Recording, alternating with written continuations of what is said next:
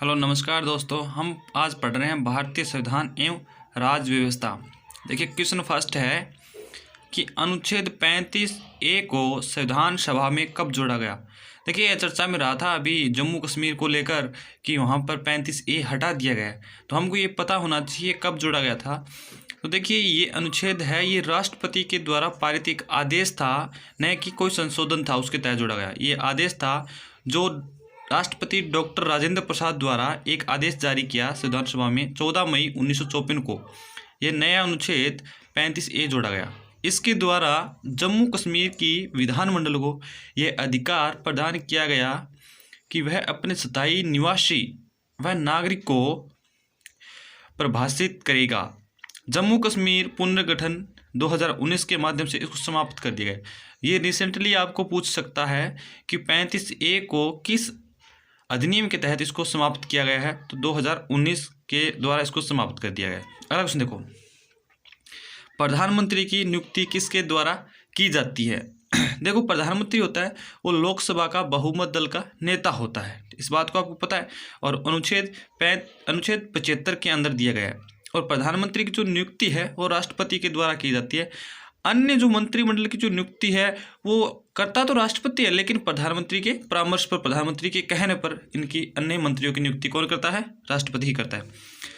राष्ट्रपति अपना त्यागपत्र किसे देता है, तो उपराष्ट्रपति देता है। ये बात की गई है अनुच्छेद 56 के तहत राष्ट्रपति अपना त्यागपत्र उपराष्ट्रपति को देता है, और उपराष्ट्रपति होता है वह राज्यसभा का पदेन सभापति होता है। इस बात की आपको ध्यान में रखना है कि पूछ सकता है कि राज्यसभा का पहला सभापति कौन था, तो पहला जो उपराष्ट्रपति होगा वही राज्यसभा का पहला सभापति है।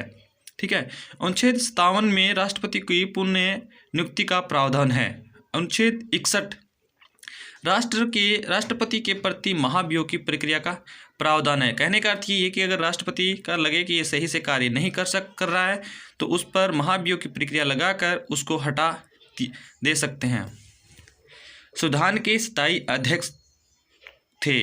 देखो संविधान के स्थायी अध्यक्ष, उससे पहले देखो 9 नवंबर 1946 को संविधान सभा की जब प्रथम बैठक होती है, 9 दिसंबर 1946 को संविधान सभा की जब पहली बैठक होती है, उसके अंदर अस्थायी अध्यक्ष के रूप में डॉक्टर सच्चिदानंद सिन्हा जो सबसे बुजुर्ग व्यक्ति थे उनको संविधान सभा का अस्थायी अध्यक्ष चुना गया। उसके बाद 11 दिसंबर 1946 को संविधान सभा के डॉक्टर राजेंद्र प्रसाद को स्थायी अध्यक्ष चुन लिया गया।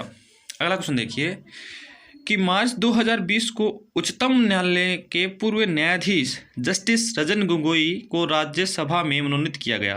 वह कौन से क्रम के थे। देखो आपको पता है राज्यसभा है उसमें राष्ट्रपति सदस्यों को नियुक्ति करता है। ठीक है, यानी 12 सदस्य राष्ट्रपति है वो राज्यसभा में करता है और 2 लोकसभा में करता है, इस बात को आपको पता है। तो अभी जिसको जस्टिस रंजन गोगोई को राज्यसभा मनोनीत किया गया वो कौन से क्रम के सदस्य थे, तो याद रखना वह 138वें नंबर के थे। अनुच्छेद 80A के तहत राष्ट्रपति 12 सदस्य साहित्य, विज्ञान, कला, समाज सेवी से जुड़े अथवा जानकार व्यक्तियों में से राज्यसभा में मनोनीत करता है। 1952 से लेकर अब तक 138 सदस्य राज्यसभा में मनोनीत किए जा चुके हैं।